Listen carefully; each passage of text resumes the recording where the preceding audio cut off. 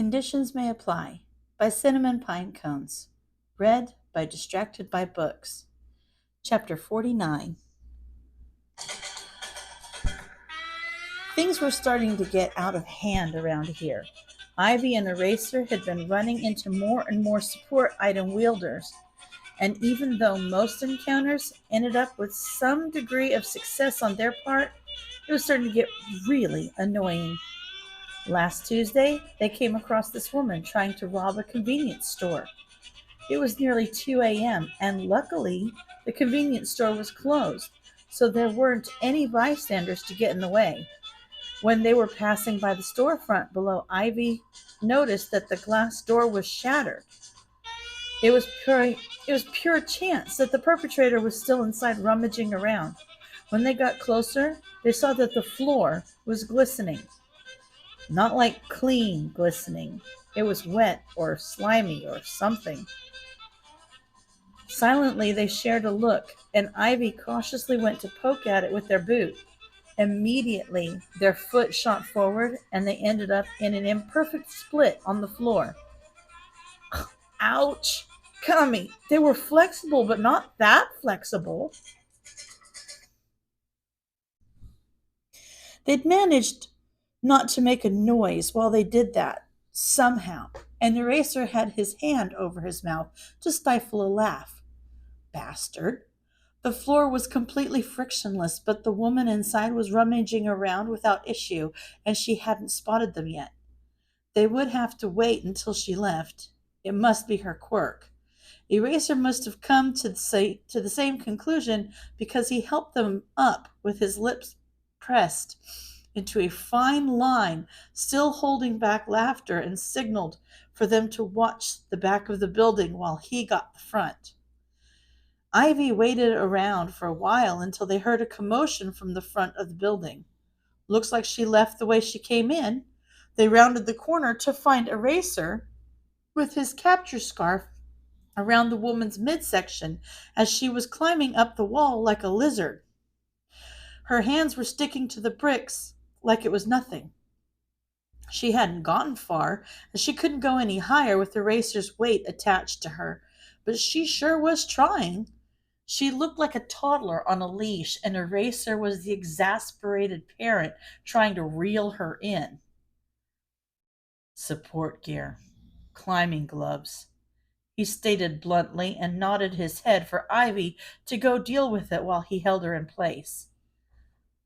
All right, cool. You just stand there then, they jabbed as they started scaling the wall after her. She wrestled with them as they wrenched her hands out of the gloves and let her fall back down directly onto Eraserhead. That was revenge for laughing at them earlier. They elegantly broke their landing with a roll next to the two of them laying in a heap on the ground. Oh, Eraser, you're such a gentleman, breaking her fall like that, they cooed. He shot them a glare as he restrained her arms. I'll tell Suka, you have fun with your leash, toddler, they called over their shoulder as they walked away. On Thursday, they rounded the corner to find what looked to be a drug deal gone wrong. If the shouting about, "Give me my money, you stupid junkie," was anything to go by, which sounded a bit hypocritical coming from a dealer. They only got halfway down the alley when the dealer spotted them. Without hesitation, he grabbed what looked like a grenade out of his pocket and threw it at the ground. They were immensely relieved when the thing just shot out smoke that shrouded the entire alley in seconds. Smoke they could deal with. Explosions? Been there, done that. Not too fun if you ask them. They heard Eraser reach out blindly with his capture scarf and catch someone, but they could hear the other person running away. Luckily, they knew these streets like the back of their hand. A little smoke wasn't going to stop them, so they darted over to where they knew the fire escape was. The smoke was starting to irritate their eyes, and they couldn't see anyway, so they just closed them as they scaled up and just hoped that the structural integrity of the railings hadn't changed since the last time they'd seen it. They got to the roof pretty fast. They would have stopped to give themselves a pat on the back if they had the time, because that was pretty good for going in blind. Looking around from their vantage point above the cloud of smoke, they saw the dealer retreating, so they shouted down to Eraser. Perp headed southeast en route to intercept. They heard a distant, "What the hell?" But they paid it no mind as they charged after the man from the rooftops. He didn't even get a block away before Ivy used him to break their fall off a two-story building. If it worked for that lady a couple of days ago, it could work for them, right? Eesh, that had to hurt, they remarked to the very dazed man laying on the ground. They pulled him to his feet, tied his hands behind his back, and started leading him, stumbling, back to the alley. When they got there, Eraser was already standing at the mouth with the buyer tied up and his phone in hand. "There you are. Tsukashi is on the way," he greeted as he put his phone back into his pocket. "Cool. Got you a present," they said as they shoved the dealer forward. "He probably has a concussion."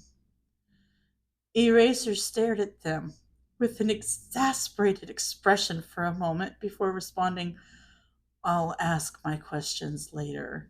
He should be here soon, and I don't know if he's bringing backup. So beat it. I'll meet up with you in a minute," he dismissed. "That was far longer than a minute, Eraser," Ivy said as obnoxiously as possible about 10 minutes later when he found them waiting on top of a dumpster on the adjacent block. "It's a figure of speech and you know it," he quipped back. "You don't know what I know. What if I didn't know that? You'd look like a real butt right now," they replied with mock offense. He wasn't going to dignify that with a response. "What even happened back there? How'd you end up on the roof?" "Fire escape," they responded as if it was obvious. "The one in the alley?"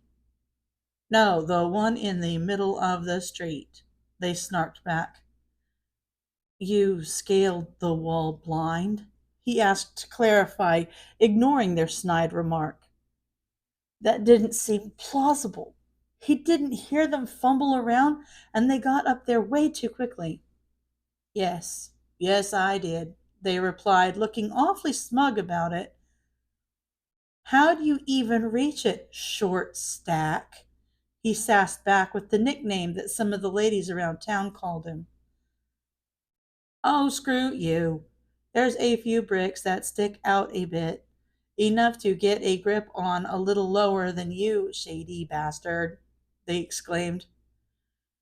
"How'd you find those if you couldn't see?" he challenged. "I already knew they were there, dumbass." "You just remembered the location of some random bricks in a random alley? There isn't a sticky outy brick in this city that I don't know about, Eraser," they sneered. They didn't sound like they were joking. "Seriously?" "Yeah, some of us can't rely on fancy little scarves to swing us around, and we actually have to use our big kid brains and remember where crap is," they mocked. "I can't tell if you're joking or not," he admitted. "What do you mean, joking? About what? Your scarf?" "Yes, I am making fun of you. Thought that was pretty clear. You're losing your touch, Eraser." "No, about knowing where every brick that sticks out is," he clarified. "Well, there's probably some I didn't know about, but yeah, if I don't know possible routes already, I wouldn't be able to move nearly as fast. It's easier just to keep a mental map," they acquiesced. "You're not kidding," he stated, a little dumbstruck. No. How many times do I have to say it? Did you loosen some screws up there since we last spoke? You do have a photographic memory, he asserted with confidence. No, I don't, they tried to deny. Without looking, tell me how many paths there are to get up the wall behind you, he challenged. 3, but that doesn't prove anything. I've been sitting here for like an hour, they complained. It was 10 minutes, Ivy, but fine. What about the alley we were just in? Theoretically, two, but realistically, just the one. I don't trust that rusty ass dumpster. They responded without hesitation. He shot them a look for proving his point. That doesn't prove anything either. I could have just made that number up. You clearly wouldn't know, they jabbed. Well, did you? He jabbed back. No. Then my point stands. The district is only like 3 square kilometers, and I've lived here for an amount of time you need not be privy to. I just know the area, they tried to justify. That's not generally knowledge people just pick up, he pointed out. Well, people aren't generally throwing themselves around rooftops. I'm built different, they countered. No, I mean, he cut himself off. You know what? Never mind. You're so smart that you're stupid, and I'm not arguing this point any longer. What the hell is that supposed to mean? They demanded, but he just walked away. The very next night, they came across a lady trying to start a fight behind a bar while flailing around 2 electric whips. They would have assumed that it was her quirk, but she appeared to have a snake mutation quirk, and it seemed unlikely that she could electrify things as well. The point was only proven when they saw Eraser's hair fly up, but the whips still crackled. Coming. This was so darn annoying. They couldn't get in close. They had no idea what the voltage was on those things, and they did not want to find out. The woman was clearly drunk, but she also clearly knew how to use those things, because not a single spark hit her as she was whipping them around. Great. She was drunk and skilled. Eraser! Just, they whined as they mimed him throwing out his capture scarf. I can't. It's a metal alloy. I'm not about to do a field test on its conductivity, he countered. They shot him an exasperated look. This was exhausting. Everyone had cleared out. The woman wasn't currently a threat to anyone. She was just yelling at no one and anyone challenging them to fight her. So Ivy looked around trying to come up with an idea. Conductivity. Good idea, they said with no explanation before walking away. They went over to the row of bins lining the wall behind the bar and dumped one of the emptier ones out into another one. It was all rusty and beat up, but it was metal. Hopefully, it wouldn't cut her. They walked into her line of sight and she turned to them and started to challenge them, but they just whipped the trash can they were dragging behind them at her. It was heavy and metal. They figured she wouldn't be able to just whip it out of the way. Their theory was correct. The trash can hit her whip and then her. She zapped herself and fell to the ground immediately. Well, that works, I guess, Eraser remarked behind them. Add rubber to your stupid little scarf and do some conductivity tests. They shot back, and tell Sukoshi to figure this crap out faster. I'm so tired of this. they groaned as they walked away and let Eraser deal with the aftermath. Tsukashi has an update. He wants us to meet him on block 22 in 15 minutes. He called out as soon as Ivy made their way up to the rooftop they always met at. Finally! They exclaimed, turning around immediately to head toward the meeting location. Oi! Eat this first! He shouted at them and whipped a nutrient pack at their head, which they unfortunately managed to catch. Whatever, Dad, they sneered and shoved it half under their mask. Let's go, they asserted, though it was heavily muffled through the packet hanging out of their mouth. If you choke and fall, I'm not catching you, he threatened. They just hummed an acknowledgement as they flung themselves over the side of the building.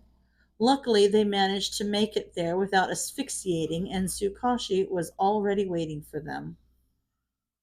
Good evening, gentlemen, the detective greeted and trailed off at the last word, giving it an upward tilt in tone like it was a question as he looked at Ivy. They just stared at him and refused to clarify. After an uncomfortable moment, he just continued. All right, anyway, we've got a lead, or a lack of a lead that is also a lead in and of itself. None of the people you brought in this week got their stuff from the gang, or at least not directly. The last 4 you caught weren't affiliated with gang activity at all. However, the first couple of guys were. So either the people buying don't know they're buying from gang members, the gang is using a third party to distribute, or the gang is only tangentially involved. That's nothing, Suka. Why the hell did you come up here for this? Ivy piped up. The detective shot them a look before responding. I figured you'd want to be in the loop, you jerk. Why don't you just get properly licensed already so we can just have these meetings in my office like normal people? He jabbed back. Shota could see the way Ivy's face fell at that comment, but Tsukashi just continued. I want you to keep your eyes and ears out for any dealings. I've got a feeling that they're going on behind closed doors. But you know people talk. Let me know if you find any locations, and I should be able to organize a proper stakeout. This case is becoming bad enough that the higher-ups want it taken care of, so I can get feet on the ground out here for this, he finished explaining. Ivy didn't have anything to say about that. They just nodded and continued not to say anything as the detective bid them farewell. That comment really seemed to strike a nerve, so he was hesitant to bring it up, but it really would make things so much easier. You know, you could get licensed, Ivy. None of this is on your record. We don't know who you are, and we aren't going to try to stick it on you if you come back certified. A full high school program is the traditional route, but there are other ways, especially if you have an established pro recommend you for them, he offered.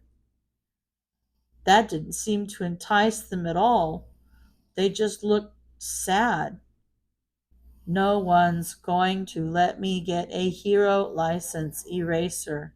It's not worth even trying, they said, sounding resigned to their fate. You got a record already? As long as it's not too bad, I'm sure it could be overlooked, he asked. They scoffed at him like his guess was way off the mark. No identifying information, Eraser. It's just not gonna happen. No one in their right mind would license someone like me, they said before scaling up the wall and ending the conversation.